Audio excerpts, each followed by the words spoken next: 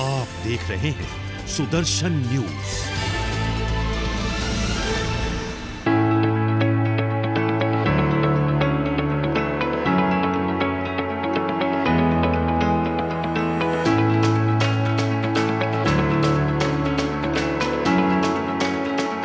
Convener of the organizing committee of this Diamond Jubilee of the NSUD, our Honorable Chief Guest, Mr. D. Azilan, Honorable Ministers from the state of Manipur and the state of Nagaland, Honorable MLAs from the state of Arunachal Pradesh and Manipur, friends from India, ladies and gentlemen. I'm not very impressed, of course, with the crowd, because when I was contacted by the convener, he told me that you will be addressing not less than 3,000 crowd. But I guess not even 50% of what he has told me. Anyway, with the advancement of technology, I hope those of our friends who have not joined us in person, they'll be watching us with the modern technology. So it's all the same. In 1963, there were lots of events that took place. International. Here we see the international aspect. Kuwait became the 111th member of the United Nations. 32 African countries came together like the Nagas and formed African Union. In India, peacock, which is quite a lot of peacocks available here in Delhi, got recognized as a national bird of India. The latest one, which India is so talked about, is the launching of the rocket, the space, going to the space. So in 1963, it was first launched in Guerrilla in Tumba region. In the Naga context, the Nagaland state came into being in 1963.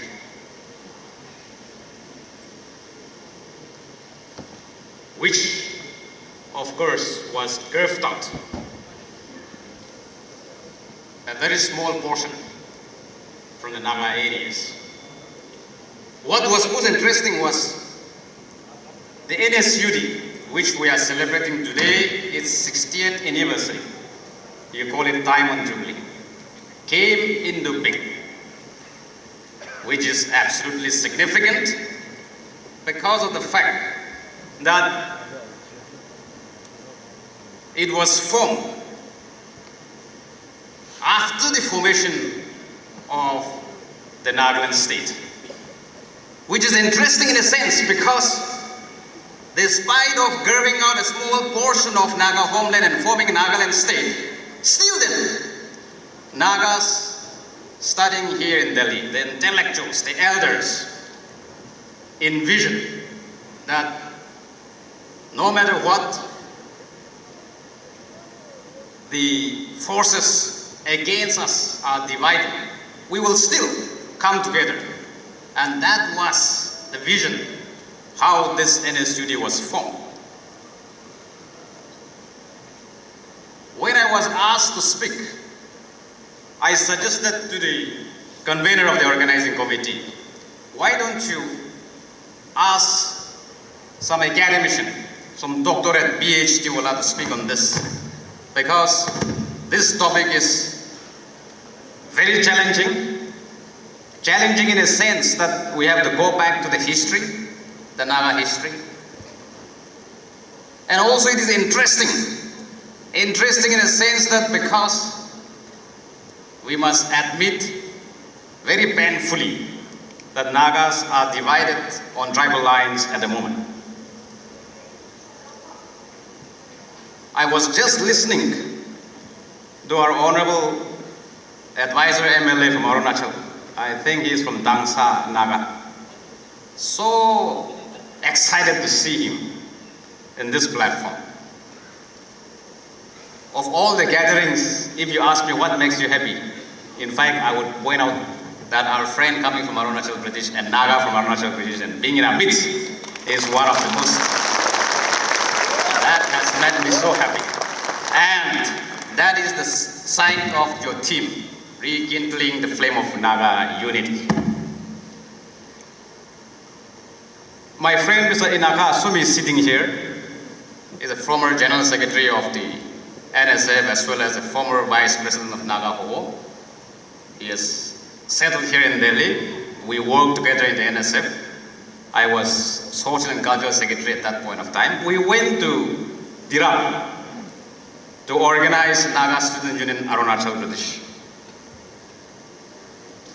And when I accepted the challenge of speaking on this team, because the convener said someone who has practical experience would do justice to this topic. So I thought I also have some practical experience. It doesn't mean that I know a little better than you, no. If we are going back to the Naga history, shall we start from 1826? The Treaty of Yandabo. So 1826 to 2002, 2023 will be 197 years of Naga history.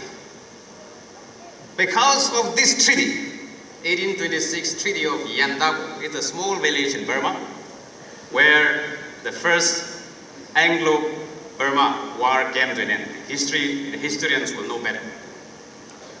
And out of this treaty, the Ahom kingdom as well as the Manipur kingdom came within the suzerainty, within the control of the British. Whereas the Naga areas were kept outside the British Empire. Or shall we go back to 1832 when the British first came in contact with the Naga people? 1832. When Captain Pemberton and Captain Jenkins, I hope my memory is not failing me, led an expedition to the Naga Hills and they were badly defeated. So shall we go back there, which is about it will be 191 years of history. But since we didn't start on time, we have wasted a lot of time, about 1.5 hours. So I'll not dwell into all this history. Or shall we go back to formation of the Naga Club in 1918, where the Naga elders, despite of having a very less education, unlike us, came together to form a group, to assert our rights, and to also represent our people, which will be 105 years of history. I think it will be too long to speak on this 15 minutes time. Or shall we go back to 1929, submission of the memorandum to Sir Simon Commission by the Naga Club, which will be 1929 to 2023 will be 94 years of history. I think it's also a very short moment to speak on that. But they have asserted in the memorandum that leave us alone to determine for ourselves as in ancient times.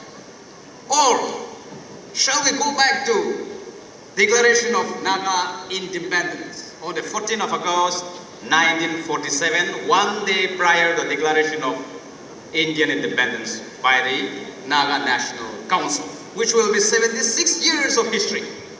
I think time will be too short for us to dwell on that.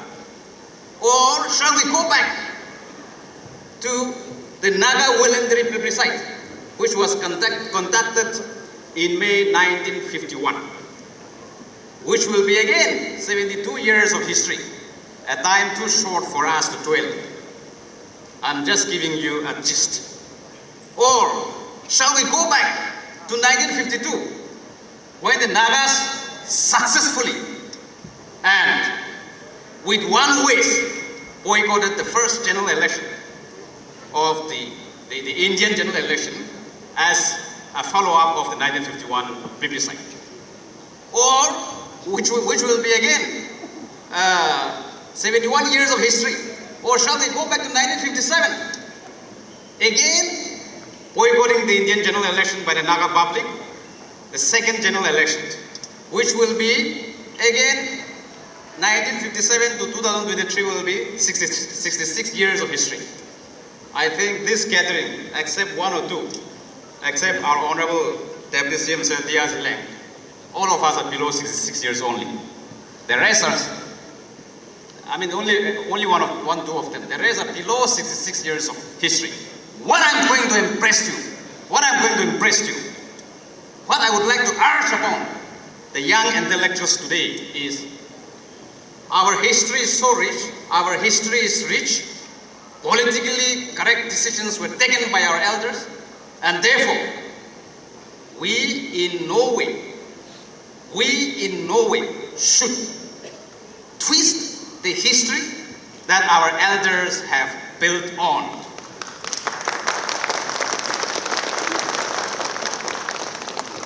They have taken a lot of trouble, a lot of sacrifices have been made in bringing all these histories, and for which we are a proud inheritors of a history which no other nation can dispute with us.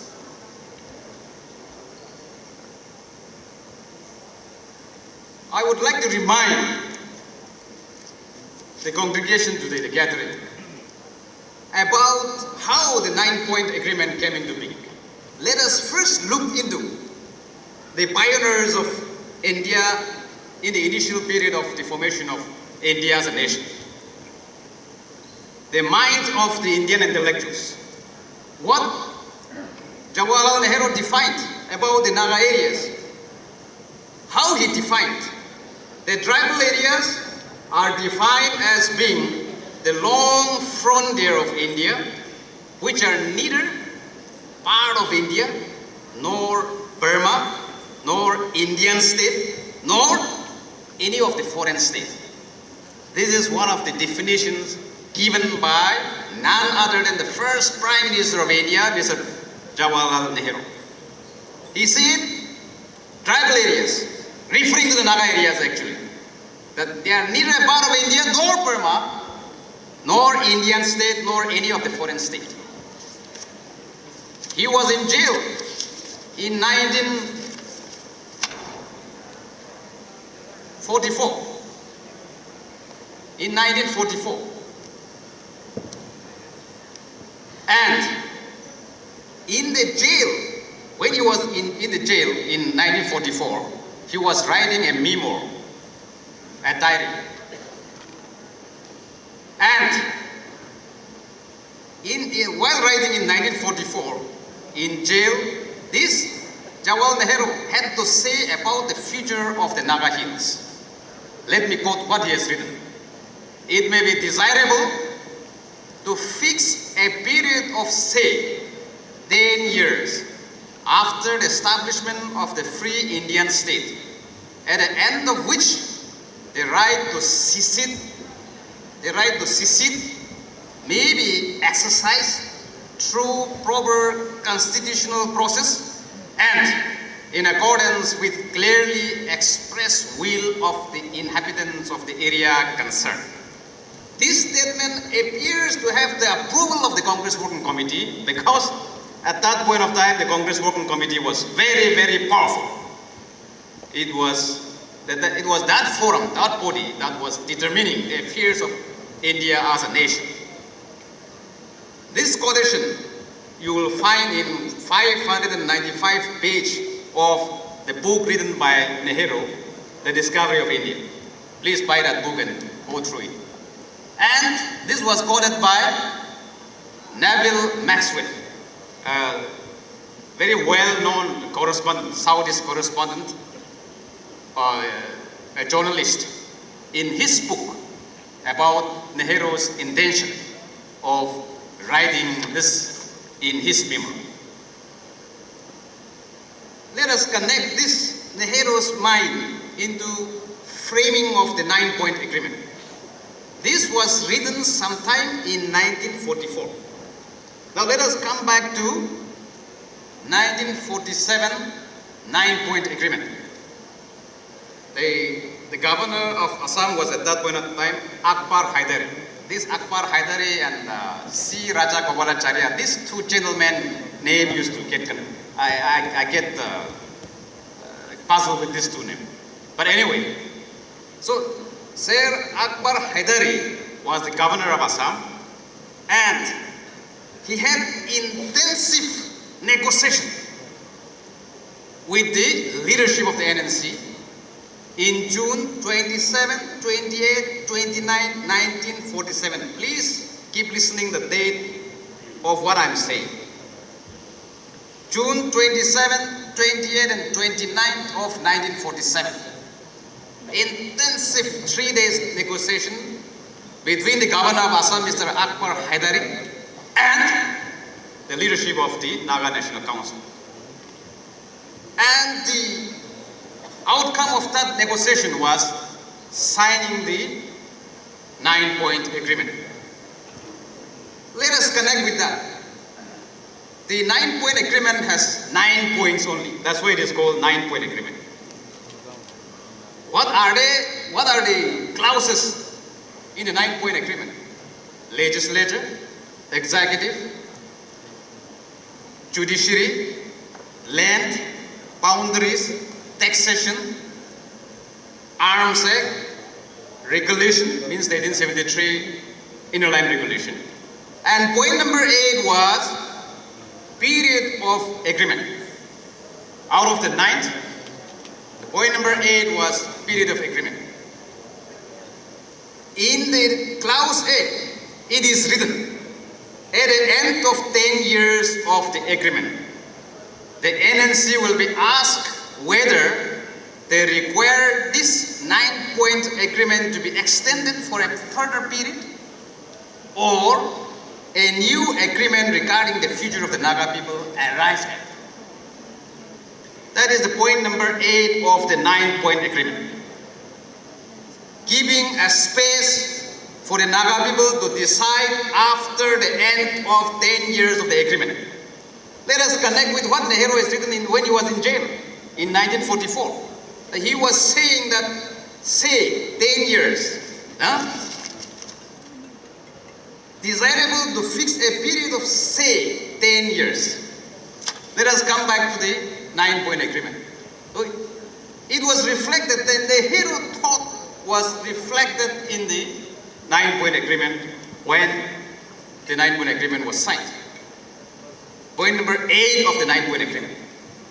And therefore, after signing the agreement, that was June 1947, then in August 1947, the Nagas also declared independent. India also declared independent. Government of India started saying that they have inherited this agreement from the British era. What I'm trying to convey, what I'm trying to argue is, no. This was in the thought process, in the thinking process of the Indian intellectuals, and also the leadership. Leadership means what? Who? Jawaharlal Nehru was very much a part of, was at the head of affairs. Mahatma Gandhi. And you all know what Mahatma Gandhi has assured the Naga delegation when they met him in 1947 in Bangi colony. The Nagas have every right to be independent. And therefore, this agreement was not a sudden outcome. It was properly architect one. It was properly envisaged agreement. Now, how this could not take off, and what are the consequences of not taking off, of not implementing this 9-point agreement? Both the government of India, the Indian armies, as well as the Naga armies, including the Naga civilians, there was a heavy casualties. for both the nation, let us assume that way, for not being able to implement the 9-point agreement. Now, in 1949, because the Nagas, as a simple people,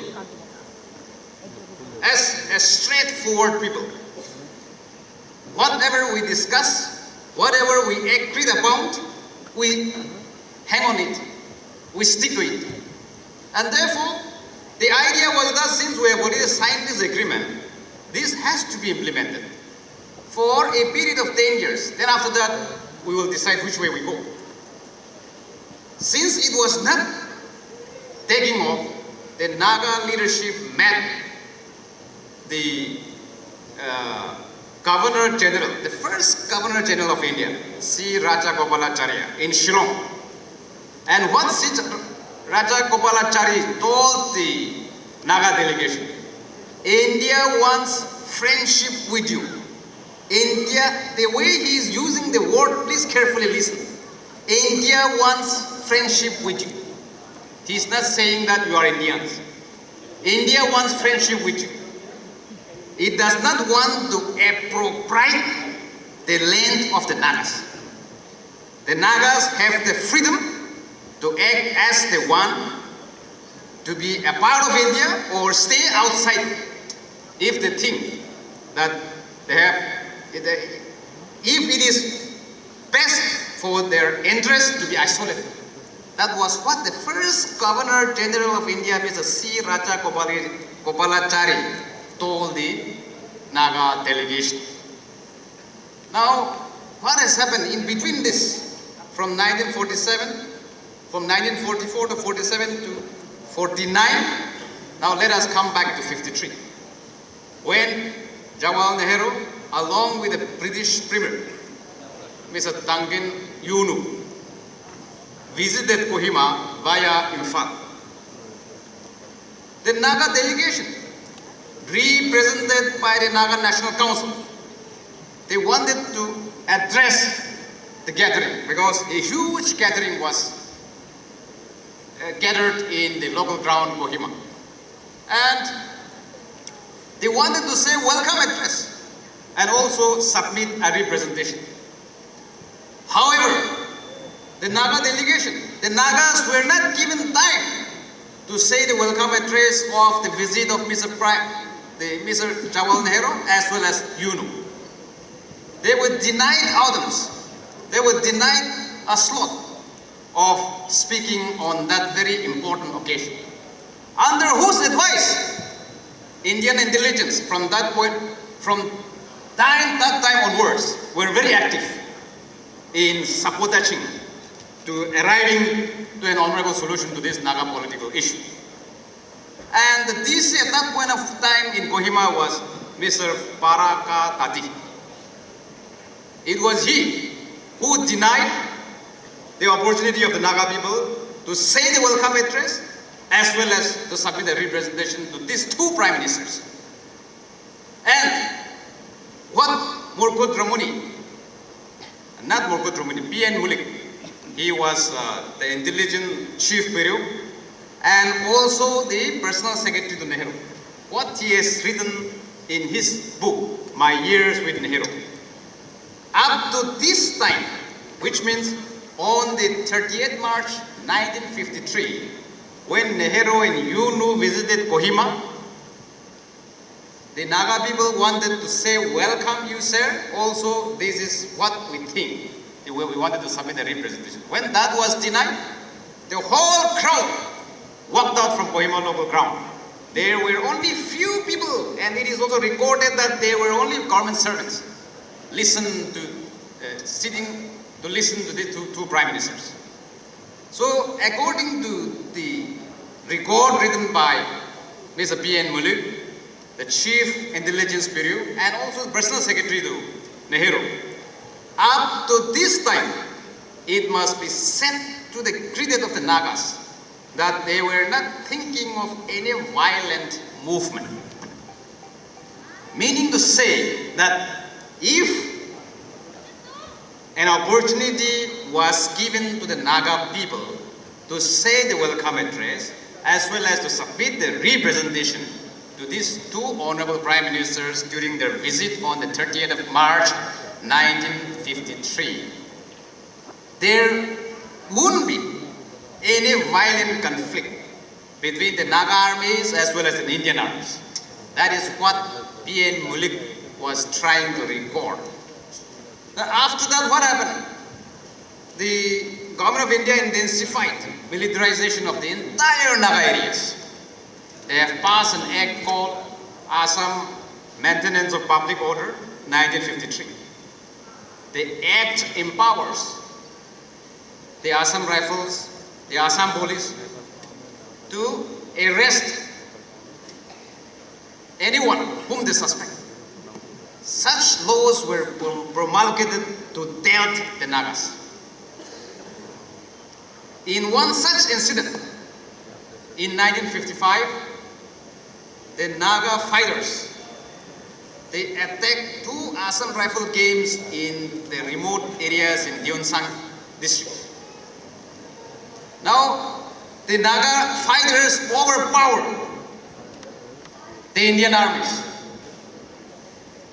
What the record says, in an attack in one of the villages in Gyeongsang area, where two battalions of the Assam Rifles were stationed, Naga fighters gained control. Now, after that, they captured all the ammunition as well as the personals, Assam Rifle personals. One very interesting what they have done, the Naga fighters, which the government of India as well as our Indian brothers and sisters ought to know, is the Nagas sent a letter through the policemen, civil policemen, they released to the Indian government, in which they said they had no desire to kill their Indian brothers. We appeal to you to release our Naga colleagues from your jails, because many of our Naga fighters were caught by the government of India, by the Assam Rifles, and they were put behind bars. So we appeal to you to release our Naga colleagues from your jails.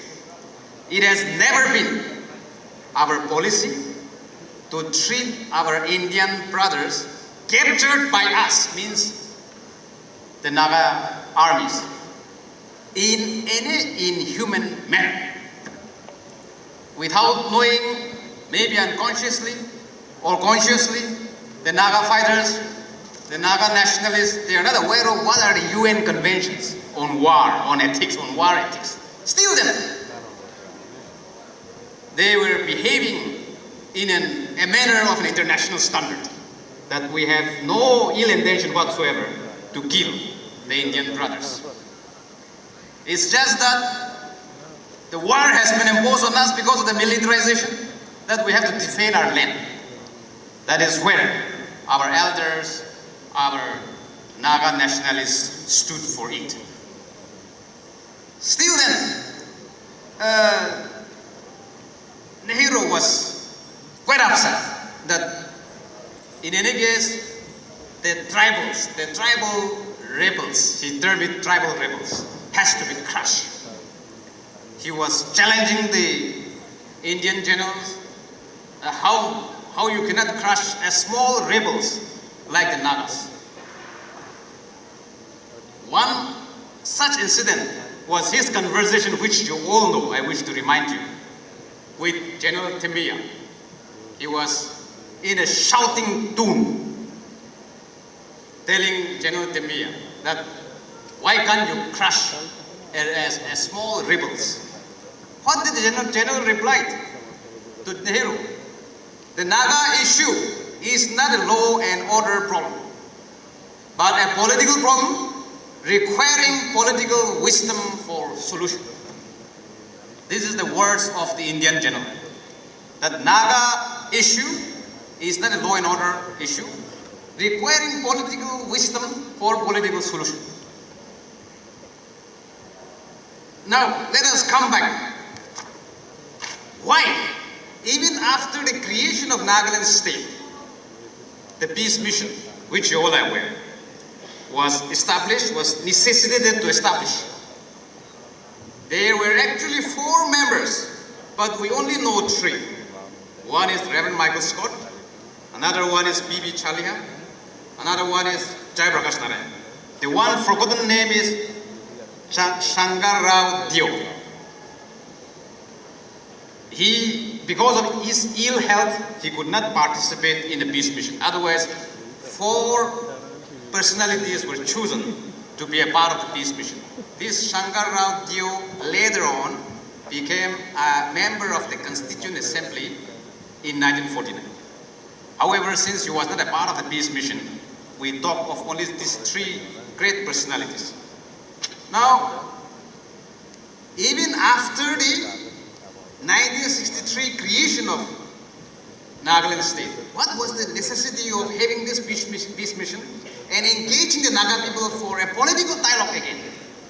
Before I go into it, let us come back to what Nehru has admitted in his letter to the Assam Chief Minister Vishnuram Methi in 1956.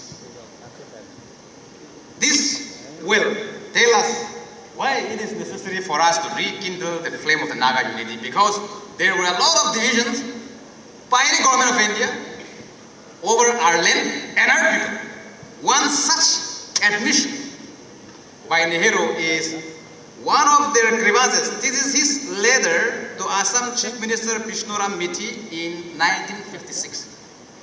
One of their grievances, there means Nagas, he's referring to us, is that under our constitution, we split them up in different political areas, which I have already stated, our friends from Arunachal Pradesh coming. We split them up in different political areas. Whether it is possible or desirable to bring them together again is for us to consider. Also, what measure of autonomy we should give them so that they can lead their own lives without any sensation of interference. Our minds should be clear, and even now onwards, we should do nothing which will come in the way of that political approach, and we should let it be known that we want to be friends with the Nagas. This is what Nehru was writing to Vishnuram Methi. We wanted to be friends. We want to be friends with the Nagas unless they revolt against us. He was writing to Vishnuram Methi as a secret letter that India wants to be friends with Nagas unless we revolt. We didn't revolt voluntarily. We were forced upon. And for which we were forced to defend our land. This is how the history goes. Now, let me connect with what I have said. That 1964, after the formation of this peace mission, they did try their best to bring an honorable solution because of the fact that creation of Nagaland state was not an honorable solution. Nagaland state interim, the agreement was in 1960, okay? Remember that. Only on the 1st of December 1963, it was officially declared into as a state. So from still then, in 1964, of course the ceasefire came into effect from the 6th of September 1964, but it was signed on the 24th May, then 25, 26, after 2 days, on 27th of May, unfortunately, Nehru passed away. It is said that one thing that was worrying him a lot, one of the main issue that was troubling Nehru's heart was the Naga issue. And when the ceasefire was signed, after 2 days, Unfortunately, he passed away. What Reverend Michael Scott has written in his memoir, that he has written a short, small book, The Search for Peace. When the ceasefire was first mooted, Mr. Nehru had promised that if cessation of operation could be arranged, he would preside at the talks himself. He had also expressed interest in the suggestions I made. I made means Reverend Michael Scott has given a suggestion to Nehru of a mix Indo-Naga commission, which would be qualified to deal with many aspects of the Naga problem: constitutional, sociological, anthropological, and the political aspects vis-a-vis Naga politics and Indian Union politics. I hope you caught what I am trying to say. That when this ceasefire was mooted, Nehru was so excited that he was assuring the peace mission, Reverend Michael Scott and his team, that I myself will conduct the talk, will arrange, will preside the talk. Unfortunately, before the official dialogue started, he passed away.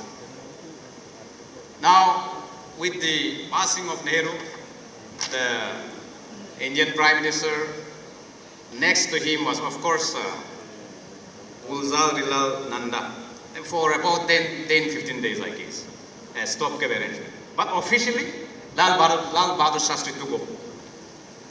Now, what Lal Bahadur Shastri did, he also could not take off the political issue. Of course, he was interested. According to P.B. Chaliha, in November 1965, ceasefire in 1965, he happened to meet Lal Bahadur Shastri.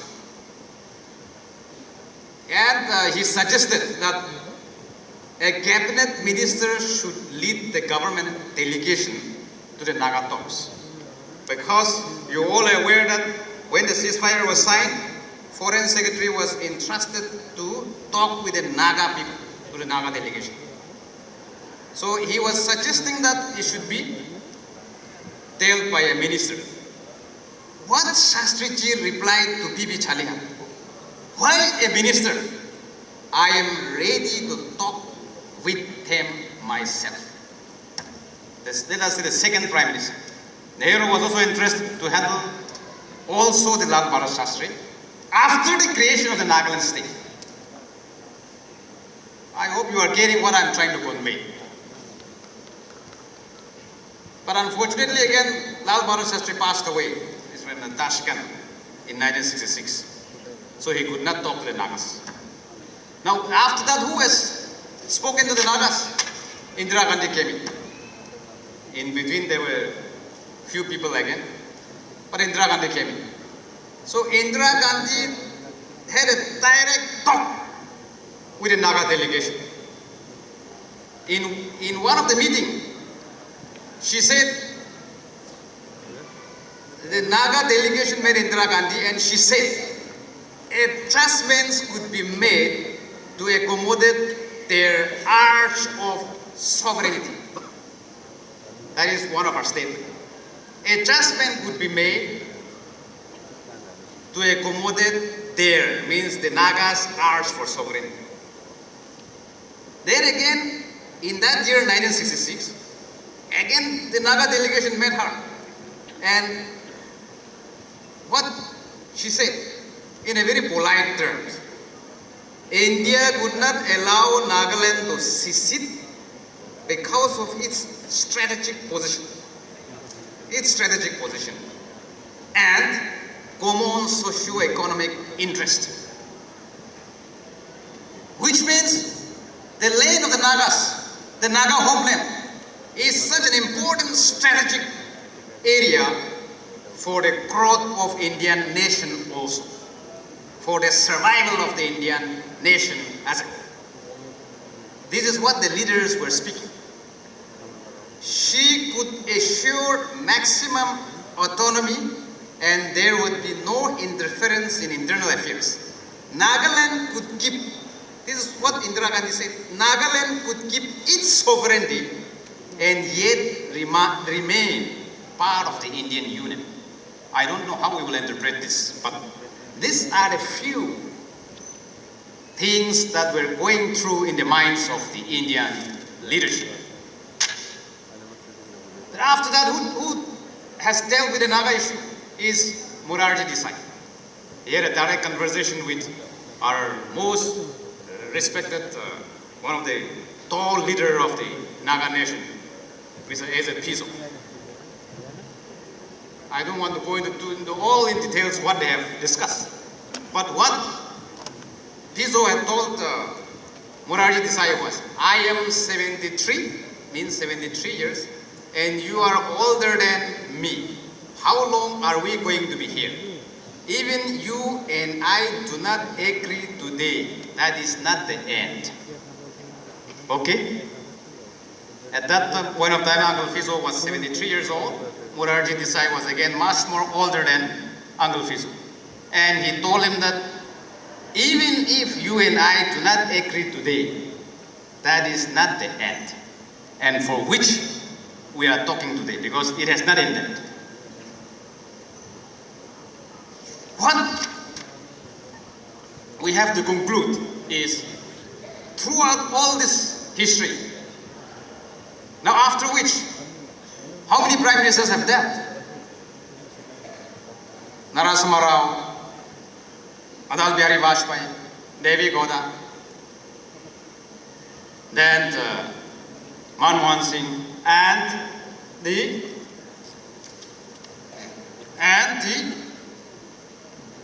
this Narendra Modi.